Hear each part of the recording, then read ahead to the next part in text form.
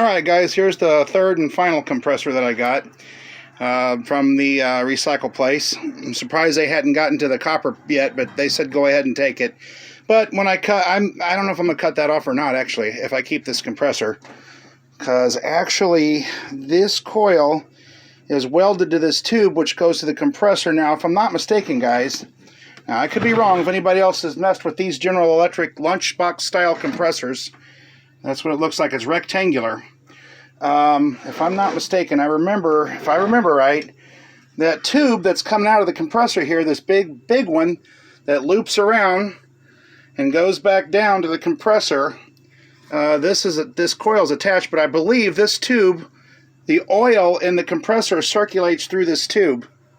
Now, I could be wrong, but I think that's what somebody told me once from a refrigeration guy, but I'm not for certain. But the oil circulates through this tube, and it helps keep the compressor cooler because this is the condenser.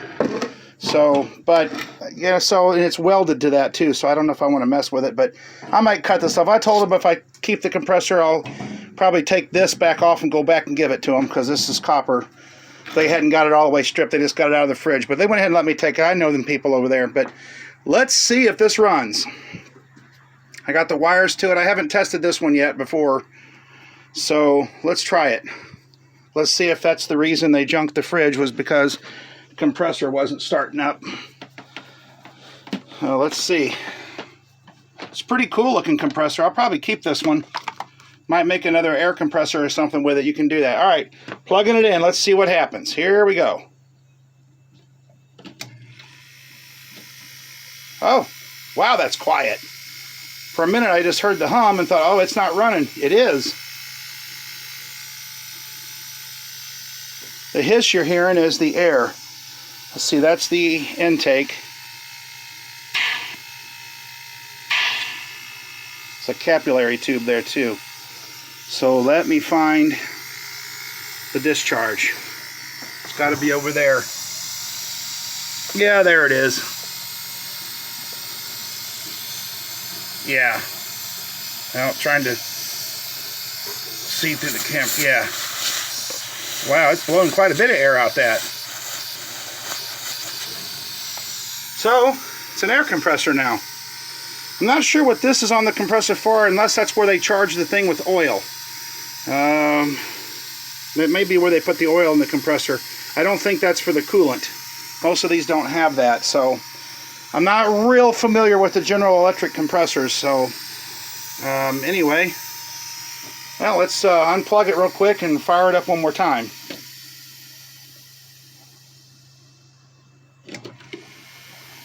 Starts right back up, as I knew it would, because there's no pressure on it. So the compressor obviously wasn't the problem with the fridge. Probably just lost coolant, or if this was out of a frost-free refrigerator, guys, a lot of problems with those that people don't know about is if the freezer starts getting cold but the bottom part starts getting warm in the fridge, they think the refrigerator's going out and they throw it away. And a lot of the common problems with the frost-free refrigerators is that little fan up in the freezer will go bad, or it needs lubricated or whatnot.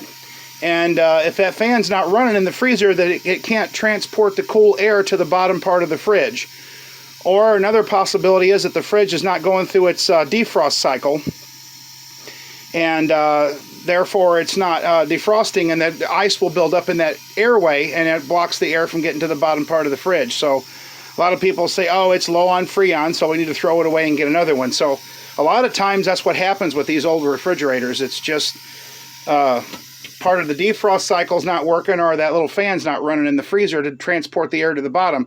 So your freezer will freeze everything solid, but the bottom part, your milk will spoil and everything will go bad. It's just not staying cold. So anyhow, well, there we go. By the way, guys, in case you're wondering what's in the little box, these boxes, most of these don't have capacitors to start them. Some do, but these don't. This is your start relay, which is more or less just a thermistor. Just kicks in the start relay and kicks in the start windings, and as soon as the compressor is up to full speed, which in a matter of seconds, this kicks back out and then it just keeps it on run. This is your thermal overload. This is pretty much like another thermistor, but it's like a temperature, it's like a circuit breaker, if you will, but it works off heat. If the compressor is locked up and it's drawing too many amps, this will kick out. If you get a power glitch during a storm where the compressor's on, the fridge is running, power goes off for a few seconds and comes back on, that's shutting the compressor off and then trying to restart it. It's not good. It's just going to sit there and be in lock mode because the head pressure.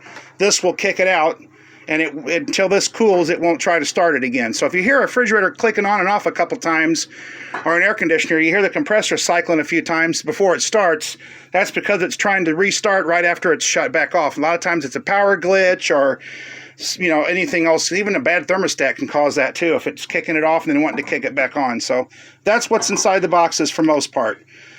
Some have a capacitor, but most of the time on a refrigerator, it's the start relay and the little thermal overload. Same with the dehumidifier.